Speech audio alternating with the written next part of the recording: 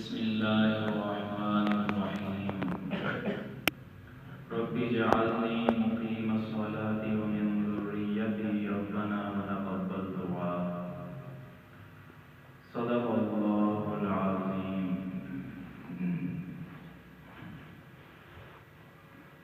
اللہ رب العزت نے اولاد کی محبت جو ہے وہ کسی بھی انسان میں اس کے بچپن سے رکھ دی ہے۔ آدمی یہ سمجھتا ہے کہ جب اولاد ہوتی ہے تو اس کے بعد اولاد سے محبت شروع ہوتی ہے، لیکن دین اسلام نے ایک ایسا طرز اختیار کیا ہے کہ اس سے پتہ چلتا ہے کہ اللہ رب العزت نے اولاد کی محبت اولاد کے پیدا ہونے کے بعد سے نہیں شروع کروائی، بلکہ ابھی خود آدمی بچہ ہوتا ہے اور اس وقت سے اللہ رب العزت نے اس بچے میں اپنی اولاد کی محبت ڈال دی ہے۔ اور اس کی دلیل یہ کہ ہم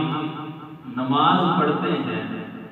اور نماز کے آخر میں ہم دعا مانگتے ہیں رب اجعلنی مقیم الصلاۃ ومن ذریتی۔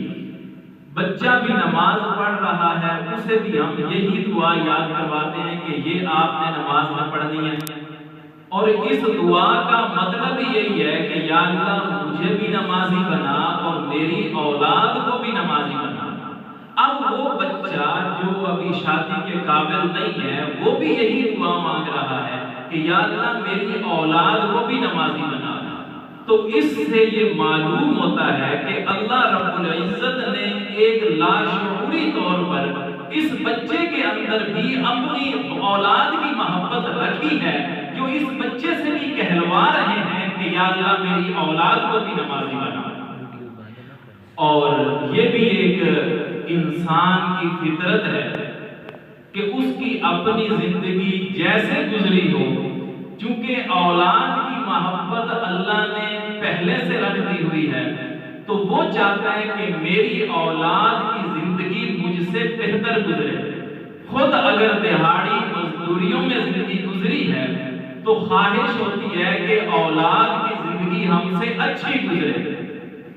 یعنی اللہ رب العزت نے ایک انسان کی فطرت کے اندر یہ چیز پہلے سے رکھ دی ہے، اور اولاد کی تربیت کہ بہت اچھی ہو جائے، اس حوالے سے ہمارے اکابرین نے یہ لکھا ہے کہ بچے کی تربیت کے حوالے سے یہ چیز بہت اہم ہوتی ہے کہ بچے کی وقتاً فوقتاً حوصلہ افزائی کی جائے۔ بچے نے کوئی کام کیا تو اس کی حوصلہ افزائی کی جائے، اس حوصلہ افزائی سے بچے کے اندر چھپی ہوئی صلاحیتیں جوان ہونا شروع ہو جاتی ہیں۔ اور آپ لوگ دیکھتے ہوں گے کہ ہمارے گھر میں اگر ایک بچہ سورۃ الاخلاص ہی ہمیں پڑھ کے سناتا ہے یا ہمیں کوئی نظم پڑھ کے سناتا ہے تو ہمارے گھر میں کوئی آدمی اس بچے کو طنز کرتا ہے کہ آپ کی آواز صحیح نہیں، آپ نے صحیح انداز سے نہیں پڑھی، آپ نے تلفظ صحیح نہیں کیا۔ تو بچے کو اتنا ہم ٹارچر کرتے ہیں کہ آپ لوگوں کا بھی تجربہ ہوگا کہ کل کو وہی بچہ اپنے گھر میں بھی سورۃ الاخلاص نہیں سنائے گا، کیونکہ آپ لوگوں نے بچے کو اتنا ٹارچر کر دیا۔ اس کے اندر ایک اجاگر ہوتی صلاحیت تھی کہ وہ لوگوں میں بات کرنے کی اہلیت پیدا کر رہا تھا، گھر میں کسی نے اس کو اتنا ٹارچر کیا کہ وہ کل اپنے گھر میں بھی نہیں سنائے گا۔ تو پھر آپ کیا سوچ رکھتے ہیں کہ یہ بچہ کل کو اسکول کے سٹیج پہ کچھ پڑھ سکے گا؟ بالکل نہیں پڑھ سکے گا، جس کو ہم نے ایسا بنا دیا کہ وہ اپنے گھر میں بھی کسی کے سامنے بات کرنے سے بالکل قاصر ہو کر کے رہ گیا۔ تو یہ بہت بڑی چیز ہوتی ہے کہ بچے کی حوصلہ افزائی کی جائے۔ آپ لوگوں نے آئنسٹائن ایک بہت بڑا سائنسدان گزرا ہے، شروع میں بالکل وہ خود ذہن تھا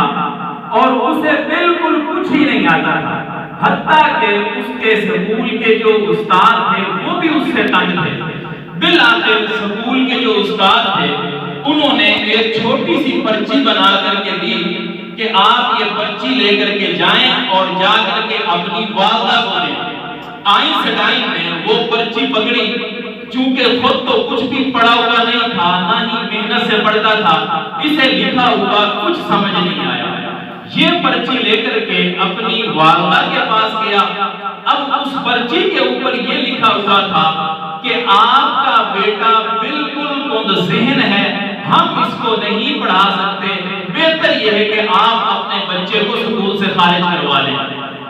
تو والدہ نے جب یہ پرچی دیکھی تو والدہ فوری سمجھ گئی کہ اگر میں نے یہ بات اپنے بیٹے کو بتا دی کہ آپ کے استاد نے آپ کے بارے میں یہ رائے دی ہے تو میرا بیٹا کبھی بھی نہیں پڑھ سکتا۔ اس کی والدہ نے کہا کہ بیٹا، اس پرچی کے اوپر یہ لکھا ہے آپ کے استاد نے کہ آپ کا بیٹا بہت ذہین ہے، یہ ہمارا ایک سطحی لیول کا سکول ہے، آپ کسی اچھے سکول میں داخل کروائیں، بچہ بہت آگے نکلے گا۔ جب یہ آئنسٹائن نے بچپن میں بات سنی، اس کی ایسی حوصلہ افزائی ہوئی کہ اس نے سوچا کہ اگر میں اتنا ذہین ہوں کہ میرے استاد نے میرے بارے میں اتنی اچھی رائے دی ہے تو میں کیوں محنت سے نہیں پڑھتا۔ اس نے محنت سے پڑھنا شروع کیا،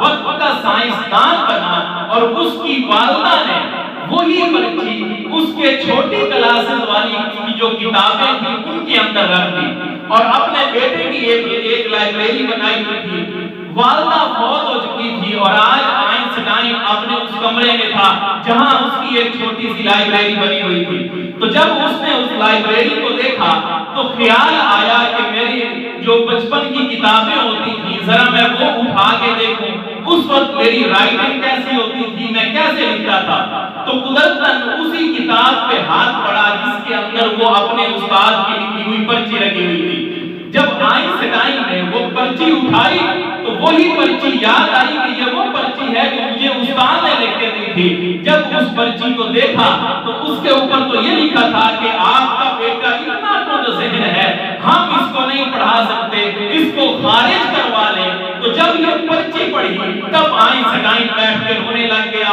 اور کہنے لگا کہ یہ میری ماں کا احسان ہے، اگر وہ یہی پرچی مجھے سنا دیتی میں کبھی سکول نہ پڑھتا اور آج میں سائنسدان نہ بن سکتا۔ میری والدہ نے فوری اس نے ایسی سمجھداری کا مظاہرہ کیا کہ مجھے کہا تھا کہ آپ بہت ذہین ہیں، آپ کو کسی اچھے سکول میں داخل کروائیں گے۔ تو اب آپ لوگ ذرا اندازہ لگائیں کہ بچے کی حوصلہ افزائی کی جائے تو اس کی وجہ سے اس کی چھپی ہوئی صلاحیتیں پروان چڑھتی ہیں اور یہ بچہ بہت آگے نکل جاتا ہے۔ تو ہماری غلطی یہ ہوتی ہے کہ ہم بچے کی ہر وقت حوصلہ شکنی کرتے رہتے ہیں، بلا وجہ کا ڈانٹتے رہتے ہیں کہ وہ اپنی جو صلاحیتیں ہیں ان کو بھی کھو بیٹھتا ہے۔ تو اس لیے بچے کی جو حوصلہ افزائی ہے یہ بہت اہمیت کی حامل ہوتی ہے، تو بچوں کی وقتاً فوقتاً حوصلہ افزائی کرنی چاہیے۔ اور اسی طریقے سے ہمارے اکابر نے لکھا ہے کہ بچے کی اس کے اندر صلاحیت فیصلے کی بھی پیدا والدین نے کرنی ہوتی ہے۔ تو بچے کے اندر فیصلہ کرنے کی صلاحیت وہ کیسے پیدا ہوتی ہے؟ اس کا طریقہ یہ ہوتا ہے کہ آپ کبھی بچے کو بازار میں لے کر کے جائیں یا کچھ چیزیں گھر میں مختلف خرید کے لے آئیں، پھر بچے کو کہیں آپ کو اس میں سے کون سا پسند ہے، یا بازار لے کے جائیں تو بچے سے کہیں کہ آپ کو اس میں سے کون سی چیز پسند ہے، یعنی بچے کو آپ چوائس دیں۔ جب بچے کو چوائس دیں گے تو اس کا ذہن کھلنا شروع ہو جائے گا اور اس کے اندر فیصلہ کرنے کی صلاحیت پیدا ہونا شروع ہو جائے گی، تو کل کو دنیاوی معاملات میں بھی وہ بہت چست اور چالاک ہو جائے گا۔ یعنی اس بچے کو فیصلہ کرنے کی صلاحیت دی جائے۔ اور اسی طریقے سے گھریلو معاملات میں عموماً ہم بچوں کو بالکل اگنور کرتے ہیں، لیکن ہمارے اکابرین نے لکھا ہے بچوں کو چھوٹا سمجھ کے اگنور نہیں کرنا چاہیے، بلکہ کبھی اپنی چیزوں کا مشورہ بچوں سے لیں۔ اس کی وجہ سے بچوں کے اندر خود اعتمادی آئے گی، وہ سمجھیں گے کہ میری بھی کوئی گھر کے اندر حیثیت ہے، مجھے بھی کوئی اچھی رائے دینی ہوتی ہے، تو کل کو وہ بچہ آپ کو بھی اچھی رائے دینے والا بن جائے جائے گا تو اس کے اندر جو فیصلہ کرنے کی صلاحیت بڑھنا شروع ہو جائے گی۔ تو یعنی ہم بچے کو چوائس دیں اور کبھی کبھی اپنے مشوروں کو ہم مشوروں میں بچے کو شامل کریں کہ بچہ ہمیں مشورہ دے کہ ہمیں کیا کرنا ہے، تو اس کی وجہ سے بچے کے اندر بہت خود اعتمادی آئے گی اور وہ آپ کو کل کو رائے دینا شروع کر دے گا اور اس کی صلاحیت، دماغی صلاحیت بہت اچھی ہو جائے گی۔ یعنی صرف ہم بچے کے جسم کے اوپر فوکس کرتے ہیں کہ اس کا جسم اچھا بننا چاہیے، تو وہاں پر اس کی دماغی تربیت کے لیے بھی بہت کچھ امور ہوتے ہیں۔ اور اسی طریقے سے عموماً ہمارے ہاں آپ لوگوں نے سنا ہوگا کہ والدین اکثر کہتے ہیں کہ اپنی اولاد سے، حالانکہ اولاد جوان ہو چکی ہوتی ہے، کہ پتہ نہیں آپ نے کب سمجھدار بننا ہے، لیکن ہمارے اکابرین نے لکھا ہے کہ دیکھیں کہ والدین اپنی نوجوان اولاد کو کہتے ہیں کہ آپ نے کب سمجھدار بننا ہے، تو بھائی سمجھدار بھی تو والدین نے بنانا تھا۔ جیسے کہ آپ لوگ مثال لے لیں، عموماً بڑا گوشت ہر ایک بندہ نہیں خرید سکتا، کسائی بہت دھوکہ دیتے ہیں، تو اگر ایک بیٹا جاتا ہے اور جا کر کے گوشت لے کے آتا ہے تو اس کو کسائی ساری ہڈیاں ڈال کے دیتا ہے، تو والدین ایسا ڈاچا کرتے ہیں کل کو یہی بچہ قطعاً گوشت خریدنے نہیں جائے گا۔ تو ہمارے بزرگ کہتے ہیں نہیں، والدین کو چاہیے 2-3 مرتبہ کا نقصان برداشت کر لیں، بچے کو آج سمجھائیں آپ نے ایسا گوشت لانا ہے، کسائی سے یوں بات کرنی ہے، بچہ جائے گا اگلی مرتبہ کچھ بہتر گوشت لائے گا، کچھ تھوڑا سا آپ کا پھر نقصان ہو گیا لیکن بچہ ہمیشہ کے لیے گوشت خریدنا سیکھ جائے گا۔ تو اب آپ کو نہیں کہنا پڑے گا کہ پتہ نہیں آپ نے کب بڑے ہونا ہے، تو یعنی کہ بڑے بھی تو ہم ہی نے کرنا ہوتا ہے اولاد کو، تو اس لیے بچوں کے اندر یہ قوت ہم لوگوں نے پیدا کرنی ہوتی ہے۔ اور اسی طریقے سے بچے کے اندر جو بھی صلاحیتیں ہوتی ہیں، جو بھی اس کے اندر جو نیکی تقویٰ کی زندگی ہوتی ہے، وہ بھی والدین کی طرف سے منتقل ہوتی ہے، اور والدین کی نیکی کی وجہ سے اللہ رب العزت بچوں کی زندگی بھی بہت اچھی فرما دیتے ہیں۔ آپ لوگوں نے قرآن پاک میں بہت تفصیلی واقعہ سنا ہوگا کہ حضرت خضر علیہ السلام موسیٰ علیہ السلام کے ساتھ سفر پر تھے، تو حضرت خضر علیہ السلام آگے بڑھے تو وہاں پر ایک دیوار گر رہی تھی، ان سے حضرت خضر علیہ السلام نے کھانا مانگا کہ ہمیں کچھ کھانے کو دے دے، تو ہم مسافر لوگ ہیں، وقت کے دونوں بڑے بڑے پیغمبر ہیں، انہوں نے کھانا دینے سے انکار کر دیا، اور حضرت خضر علیہ السلام نے فرمایا کہ موسیٰ یہ دیوار گر رہی ہے، اس دیوار کو گرا کے ہم دونوں نے صحیح طریقے سے مرمت کرنا ہے۔ حضرت موسیٰ علیہ السلام بھی مل گئے، دیوار مکمل بن گئی، تو حضرت موسیٰ علیہ السلام نے پوچھا کہ خضر آپ کو اس گھر والوں نے کھانے کو کچھ نہیں دیا، لیکن آپ نے اس گرتی ہوئی دیوار کو کیوں سیدھا کیا ہے؟ تو حضرت خضر علیہ السلام نے فرمایا، قرآن پاک میں آتا ہے کہ حضرت خضر علیہ السلام نے فرمایا کہ موسیٰ اس دیوار کی بنیادوں کے اندر بہت بڑا خزانہ پڑا ہوا ہے، جو کہ 2 یتیم بچوں کا ہے، وہ والدین رکھ کے گئے ہوئے ہیں کہ ہمارے بچے جب جوان ہوں گے ان کو بتایا ہوا ہے وہ نکال لیں گے، تو اب دیوار گرنے والی ہے، بچے ابھی چھوٹے ہیں، اگر کوئی اور دیوار بنائے گا تو خزانہ نکال لے گا، اس لیے میں نے دیوار پکی بنائی تاکہ بچوں کے جوان ہونے تک یہ دیوار کمزور نہ ہو۔ اب مفسرین نے تو سوال اٹھایا، آخر یہ کون سے یتیم بچے ہیں کہ جن کی خدمت کے لیے اللہ نے وقت کے 2 بڑے پیغمبروں کو بھیجا کہ آپ جا کر کے محنت مزدوری کریں، دہاڑی کریں اور دیوار سیدھی کریں؟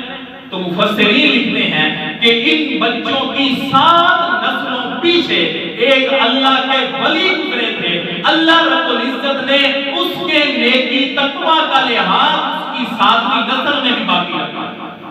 تو اب آپ لوگ ذرا سوچیں کہ بندے کا نیکی تقویٰ اور پرہیزگاری اس کی اولادوں میں بھی بڑی دنیاوی معاملات میں بھی بڑی معاون ثابت ہوتی ہے۔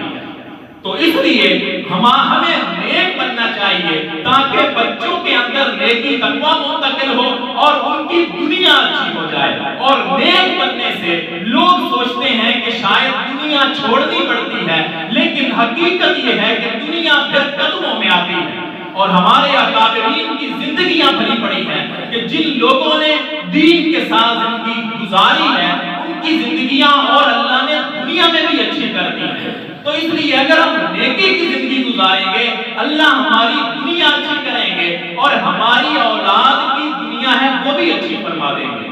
تو بچے کی تربیت کے اندر والدین کی اپنی نیکی تقویٰ وغیرہ بہت اثر رکھتا ہے۔ حضرت داتا علی حجویری رحمہ اللہ بہت اللہ والے گزرے ہیں، بہت بڑے اللہ والے تھے۔ تو ایک مرتبہ کہیں گئے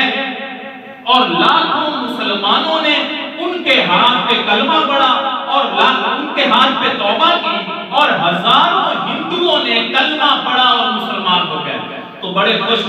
اپنی والدہ کے پاس آئے اور آ کر کے کہنے لگے امی آج آپ کو میں بات بتاتا ہوں، اللہ رب العزت نے مجھ سے بہت بڑا کام لیا، لاکھوں مسلمان توبہ طائب ہوئے، ہزاروں ہندو مسلمان ہوئے۔ تو والدہ نے کہا کہ بیٹا اس کے اندر آپ کا اتنا دخل نہیں ہے، اس کے اندر اصل میرا دخل ہے کہ جب آپ چھوٹے تھے تو میں آپ کو دودھ پلاتے ہوئے باوضو ہو کے پلایا کرتی تھی اور مجھے یقین تھا کہ میرا بیٹا بہت بڑا بنے گا۔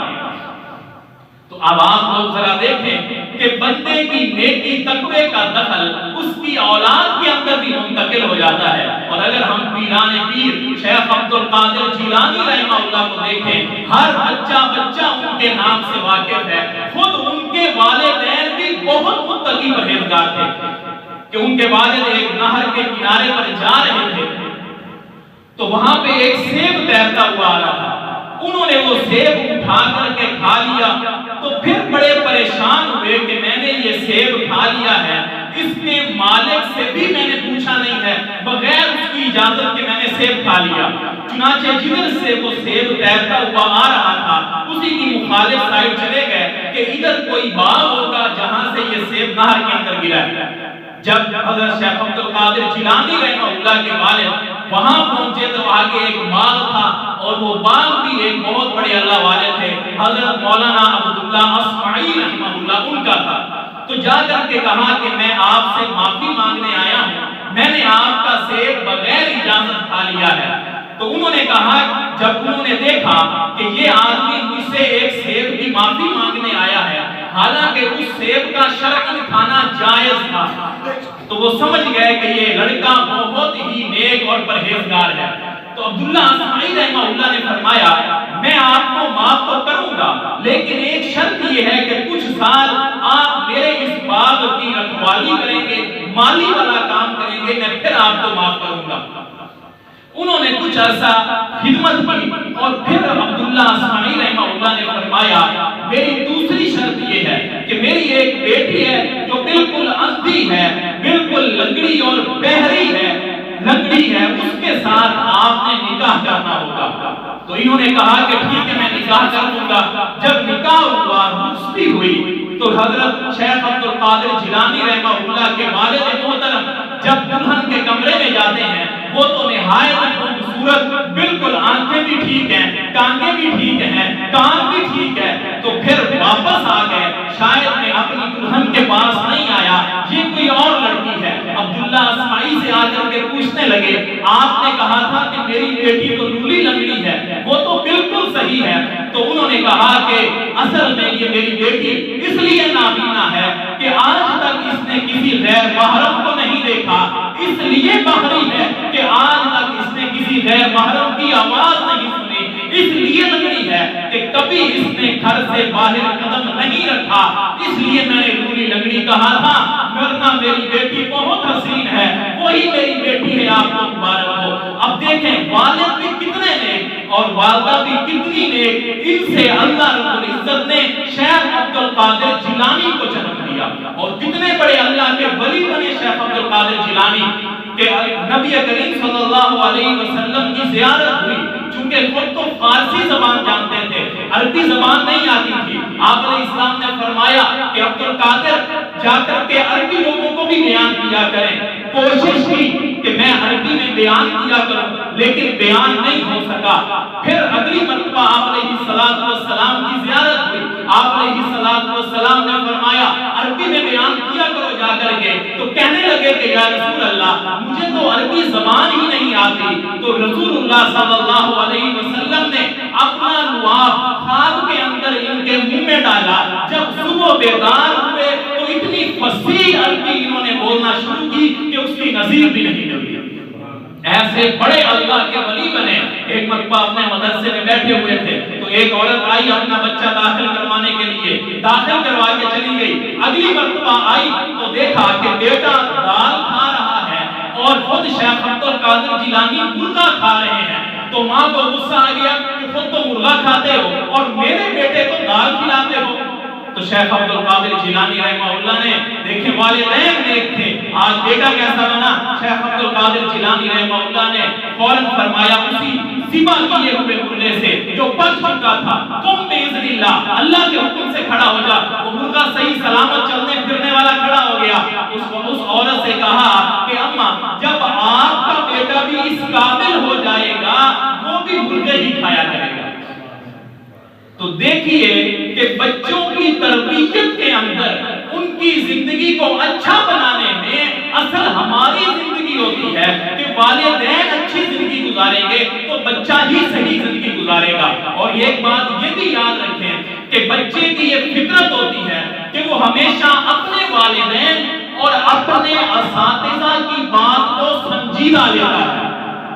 ہمیشہ اپنے والدین اور اپنے اساتذہ کی بات کو سنجیدہ لیتا ہے. تو جب آپ گھر میں اپنے بچے کو کہتے ہیں کہ آپ صحیح سے نہیں بول سکتے, آپ کی آواز اچھی نہیں ہے, آپ کا تلفظ ٹھیک نہیں ہے, چاہے اس بچے کا سب کچھ ٹھیک ہو لیکن وہ بچہ سمجھتا ہے کہ میرے والدین نے مجھے کہا ہے وہ واقعاتاً میں ٹھیک نہیں ہوں, تو بچے کی صلاحیت دبنا شروع ہو جاتی ہے. اور آپ نے دیکھا ہوگا کہ بچہ ہمیشہ استاد اور والدین کی بات کو سنجیدہ لیتا ہے. آپ بچے کو سمجھا کے دیکھتے ہیں کہ بیٹا آپ نے گلی میں کسی سے کوئی چیز لے کے نہیں کھانی, لیکن بچہ جب باہر جاتا ہے وہ قطعاً کسی سے کوئی چیز لے کے نہیں کھائے گا چاہے اس کو جو کچھ مرضی دیا جائے. کیوں؟ وہ باہر بندے کی بات کو سنجیدہ نہیں لے رہا, وہ اپنے والدین کی بات کو سنجیدہ لے رہا ہے, استاد کی بات کو بھی سنجیدہ لیتا ہے. سکول سے بچہ کسی سوال کا جواب سیکھ کے آتا ہے, گھر آپ لوگ اس کو جتنا مرضی غلط بتائیں وہ کہے گا نہیں میرے استاد نے مجھے ٹھیک بتایا. تو اس لیے استاد اور والدین کی یہ ذمہ داری ہوتی ہے کہ اپنے بچے کو ہر طرح کی اچھی طریقے سے تربیت کرنی چاہیے. حتیٰ کہ فرانسیسی تحقیق کے مطابق اگر ایک بچے کو آپ نے کسی ایک بات پہ نہ کر دی ہے, اس بچے کے ذہنی توازن کو, اس کی تربیت کو برقرار رکھنے کے لیے 2 باتوں پہ آپ کو ہاں کہنی چاہیے. تو اب آپ ذرا اندازہ لگائیں کہ اتنا بڑا کام اس کے اوپر بھی ہے کہ بچوں کی تربیت کیسے ہونی چاہیے. تو اس کے اندر چند ایک چیزیں میں نے آپ لوگوں کے سامنے رکھی ہیں کہ بچوں کی حوصلہ افزائی ان کی تربیت کے لیے بہت معاون ہوتی ہے کہ وقتاً فوقتاً ان کی حوصلہ افزائی کی جائے. تو بچوں کی تربیت کے لیے بات چل رہی تھی کہ ان کی حوصلہ افزائی بہت ضروری ہوتی ہے. ایک مرتبہ ایک دکان پہ میں گیا تو وہاں پہ ایک نوجوان لڑکا, اس کے ساتھ چھوٹی عمر کا کوئی بچہ ہوگا, ایک کسٹمر آیا تو بچے نے کسٹمر کو ڈیل نہیں کیا, اس کو کرنا نہیں آ رہا تھا, شرما رہا تھا. تو یہ نوجوان اس کو ڈانٹنے لگا کہ کسٹمر آیا اس کو صحیح سے ڈیل کرو. تو میں نے بعد میں کہا کہ دیکھیں اگر آپ بچے کو ڈانٹتے رہیں گے یہ بچہ کل کو آپ کی دکان پہ آنا بھی چھوڑ دے گا, آپ کے ساتھ قطعاً نہیں آئے گا اور وہ یہ بزنس نہیں سیکھ سکتا. اور اگر آپ بچے کی حوصلہ افزائی کریں, اسے کہیں کہ کل ایک کسٹمر آیا تھا, آپ نے بہت اچھے طریقے سے اس کو ڈیل کیا کہ میں بھی حیران رہ گیا کہ آپ کو اتنے الفاظ آتے ہیں بولنے کے لیے. اب آپ خود تجربہ کریں گے, کچھ ہی دنوں کے بعد وہ بچہ ایک تو شوق سے دکان پہ آیا کرے گا کہ میری عزت ہوتی ہے دکان پہ, اور دوسری بات یہ کہ بہت تھوڑے دنوں میں آپ دکان سے بے فکر ہو جائیں گے اور بچہ یہ دکان سنبھالنے کے قابل ہو جائے گا. یعنی کہ یہ بچوں کی حوصلہ افزائی یہ بہت معاون ہوا کرتی ہے۔ اور اسی طریقے سے جب ہم لوگ بچے کی حوصلہ افزائی کرتے ہیں تو اس بچے کے اندر خود اعتمادی پیدا ہوتی ہے، وہ سمجھ لیتا ہے کہ میں بھی کچھ اچھا کہتا ہوں۔ جب بچہ گھر میں کوئی بات کرتا ہے آپ اس کی تعریف کرتے ہیں، یہ بچہ کل کو باہر دوسرے بچوں کے سامنے بھی بڑوں کے سامنے بھی بڑے مطمئن ہو کر کے کانفیڈنس سے بات کرے گا۔ کیوں؟ آپ لوگوں نے بچے کو گھر میں اتنی اس کی حوصلہ افزائی کی ہے، اس کے اندر یہ خود اعتمادی پیدا ہو گئی ہے کہ میں بھی کچھ اچھا بول لیتا ہوں، تبھی تو میرے والدین میری تعریف کرتے ہیں، تبھی تو میرے اساتذہ میری تعریف کرتے ہیں۔ اور یہ بھی یاد رکھیں، اولاد کی تربیت اور اسی طریقے سے کوئی بھی ادارہ چلانے کے لیے اس کو لیبر کو کنٹرول رکھنے کے لیے بزنس کے اندر دو طرح کے مزاج چلتے ہیں۔ ایک یہ ہوتا ہے کہ آپ اپنی لیبر کو غصے کے ذریعے کنٹرول رکھیں، اور دوسرا طریقہ یہ ہوتا ہے کہ آپ اپنی لیبر کو تعریفیں کر کے حوصلہ افزائی رکھ کر کے کنٹرول کریں۔ اور جب غصے کے ساتھ لیبر کو کنٹرول کیا جاتا ہے تو لیبر آہستہ آہستہ اس بڑے آدمی سے متنفر ہونے لگ جاتی ہے، اولاد بھی آہستہ آہستہ اپنے والد سے دور ہونے لگ جاتی ہے، چونکہ ہر ٹائم یہ غصہ۔ اور نبی علیہ السلام نے اتنا بڑا کام کیا، قیامت تک کے لیے نبی علیہ السلام کی شریعت موجود ہے۔ اتنا بڑا کام جس بندے نے کرنا تھا، آپ علیہ السلام نے غصے والا طریقہ نہیں اپنایا، آپ علیہ السلام نے تعریفوں والا طریقہ اپنایا ہے، اور تعریفیں کر کے صحابہ کرام سے بھی کام لیے ہیں اور امت تک یہ طریقہ پہنچا دیا ہے۔ دیکھیں کہ نبی علیہ السلام نے حضرت ابوبکر کے فضائل بیان کیے، حضرت عمر کے فضائل بیان کیے کہ اگر میرے پاس نبی ہوتا تو عمر ہوتا، عمر جس راستے سے جاتے ہیں شیطان وہ راستہ چھوڑ دیتا ہے۔ حضرت عثمان کے فضائل، یہ تعریفیں ہی تو ہیں۔ یعنی کہ نبی علیہ السلام نے صحابہ کرام کی تعریفیں اور حوصلہ افزائی کر کے آپ علیہ السلام نے ان سے کتنا بڑا کام کیا اور کتنے اچھے افراد تیار کیے ہیں۔ تو جو ہماری یہ سوچ ہے کہ محض غصہ کر کے ہی ہم کنٹرول کریں گے، تو اس کے مقابلے میں دوسرا طریقہ ہوتا ہے حوصلہ افزائی اور تعریفیں کر کے کنٹرول کرنا۔ نبی علیہ السلام نے غصے والا طریقہ نہایت کم اپنایا ہے، آپ علیہ السلام نے تعریفوں والا طریقہ زیادہ اپنایا ہے۔ تو ہم اپنے بچوں کو کنٹرول کرنے کے لیے غصہ تھوڑا اور حوصلہ افزائی زیادہ رکھیں گے تو آپ کے بچے بہت ہی اچھی استعداد والے اور بہت ہی کانفیڈنس والے بنیں گے۔ اور اسی طریقے سے یہ بھی ایک بات ہے کہ بچے ہم زیادہ بڑوں سے نہیں بچوں سے زیادہ سیکھتے ہیں۔ اس کا آپ لوگوں نے تجربہ کیا ہوگا، آپ اپنے بچوں کو لے کر کے کہیں جاتے ہیں تو بچے فوراً دوسرے بچوں کے پاس کھیلنے کے لیے چلے جاتے ہیں، وہ ہمارے بڑوں کی باتیں نہیں سنتے، ان کی اپنی باتیں ہوتی ہیں، تو وہ بچوں کے ساتھ کھیلتے ہیں، وہ بچوں سے سیکھتے ہیں۔ تو جس سے معلوم ہوا کہ بچے زیادہ بڑوں کی بجائے بچوں سے سیکھتے ہیں، تو اس لیے پھر اگلی اہم بات یہ ہوتی ہے کہ ہم اپنے بچے پہ نظر رکھیں کہ وہ کن بچوں کے ساتھ اس کا اٹھنا بیٹھنا ہے، کیونکہ جو چیزیں ان کے اندر ہیں ہمارے بچوں کے اندر بھی وہی چیزیں آ جائیں گی۔ اس لیے بہت ضروری ہوتا ہے کہ ہم پھر اپنے بچوں کی دوستیوں کے اوپر نظر رکھیں کہ اگر اس کی دوستیاں غلط لگ گئی تو یہ بچہ کل کو بگڑ جائے گا، شرابی بن جائے گا، ہمارا نافرمان بن جائے گا۔ تو ہمیں پھر یہ ہمارے اوپر فریضہ بنتا ہے کہ ہم اپنے بچوں کی دوستیوں کے اوپر بھی نظر رکھیں تاکہ بچے کی تربیت بہت اچھے طریقے سے ہو سکے۔ تو خود اعتمادی بچے کے اندر پیدا کرنا یہ بھی بہت اہمیت کا حامل ہے کہ حوصلہ افزائی بھی کی جائے اور بچے کی تعریفیں بھی وقتاً فوقتاً کی جائیں۔ اور اسی طریقے سے بچے کو سکول بھیجنے کے لیے بھی ہمارے بزرگوں نے طریقہ کار لکھ دیے ہیں۔ لوگ عموماً سوچتے ہیں کہ یہ تو ایک دنیا کی چیز ہے بچوں کی تربیت کرنا، حالانکہ ہمارے اکابرین نے اس کے اوپر بھی ہزاروں کتابیں لکھی ہیں۔ ایک نشست کے اندر تو بیان ہی نہیں کیا جا سکتا، اتنا مواد ہمارے اکابر نے لکھا ہے کہ بچوں کی تربیت کیسے کرنی کہ اگر بچے کے سامنے ایک بم دھماکہ ہو جائے تو وہ بچہ 3 دن کے اندر بھول جاتا ہے. 3 دن کے بعد بچے کو وہ بم دھماکہ، جو چھوٹے بچے ہوتے ہیں ان کو بھول جائے گا. لیکن اسی بچے کے سامنے اگر والدین لڑائی کریں گے تو یہ لڑائی اس بچے کو زندگی بھر نہیں بھولتی. اب آپ لوگ ذرا سوچیں کہ ہمارا بچوں کے سامنے والدین کا لڑنا یہ کس قدر مضر ہے کہ وہ بچے کے لیے پوری زندگی کے لیے اس کے نقش، اس کے ذہن کے اوپر پرنٹ ہو جاتا ہے. اور اسی طریقے سے فرانسیسی کا حقیق ہے کہ بچے کو 5 سال سے پہلے موبائل سے دور رکھنا چاہیے، اس لیے کہ بچے کی دماغ کی 11 ونڈوز ہوتی ہیں جو وقتاً فوقتاً اوپن ہوتی ہیں. جیسے ہم لوگ تجربہ کرتے ہیں، بچے کے سامنے ہاتھ پھیلاتے ہیں کہ بچہ آنکھیں جھپکتا ہے کہ نہیں جھپکتا. یہ دماغ کی کہیں 5ویں 6ٹھی ونڈو ہوتی ہے جو اوپن ہوتی ہے، یعنی دماغ کی 11 ونڈوز ہوتی ہیں.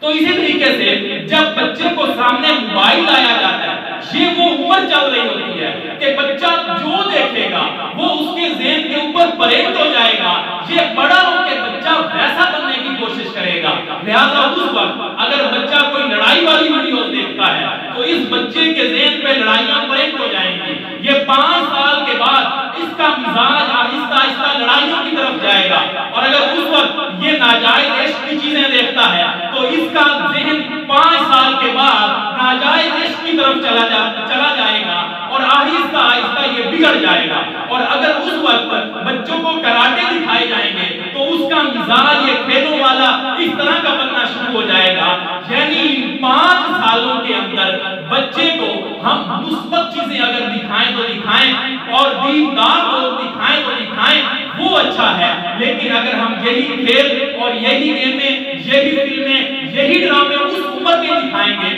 تو یہ نہایت خطرناک ہوتے ہیں، جو کہ بچے کی زندگی پر ہمیشہ کے لیے پرنٹ ہو کے رہ جاتے ہیں، جس کے اندر نقصان ہم نے کیا ہوتا ہے. اور اسی طریقے سے آپ لوگوں نے یہ بھی تجربہ کیا ہوگا کہ گھر کے اندر جب مہمان آتے ہیں تو بچے تنگ کرنے لگ جاتے ہیں. محققین نے اس پر بھی پوائنٹ لکھا ہے کہ اگر آپ یہ چاہتے ہیں کہ گھر کے اندر مہمان آئیں اور آپ کے بچے آپ کو تنگ نہ کریں تو اس کا طریقہ یہ ہے کہ آپ اگلے دن کی پلاننگ اپنے چھوٹے چھوٹے بچوں کو پہلے بتا دو. چھوٹے بچوں کو جو کچھ بات سمجھ سکتے ہیں ان کو بتا دیں کہ کل ہمارے مہمان آنے ہیں. تو محققین نے لکھا ہے یہ بچے کل آپ کو تنگ نہیں کریں گے. اور جب ہم بچوں کو اپنے گھر کی پلاننگ میں شامل ہی نہیں رکھتے تو جب اچانک مہمان آ جاتے ہیں تو ان کی کھیل رک جاتی ہے، ان کی باتیں رک جاتی ہیں، ان کی جو چیزیں چل رہی ہیں وہ رک جاتی ہیں، تو بچے پریشان کرتے ہیں. تو اگر بچوں کو پہلے بتا دیں گے، وہ پہلے سے اپنی ایک ترتیب بنا لیں گے کہ ہم نے فلاں ٹائم کل نہیں کھیلنا، تو وہ بچے کل آپ کو تنگ نہیں کریں گے. تو یہ بہت ساری چیزیں ہیں جو بچوں کی تربیت کے اندر بہت معاون ثابت ہوتی ہیں، جس کی وجہ سے بچے بہت اچھے بنتے ہیں. اللہ رب العزت ہمیں صحیح معنوں میں اولاد کی تربیت کرنے کی توفیق عطا فرمائے اور صحیح معنوں میں ہماری اولادوں کو نیک متقی پرہیزگار بنائے. وآخر دعوانا ان الحمد للہ رب العالمین.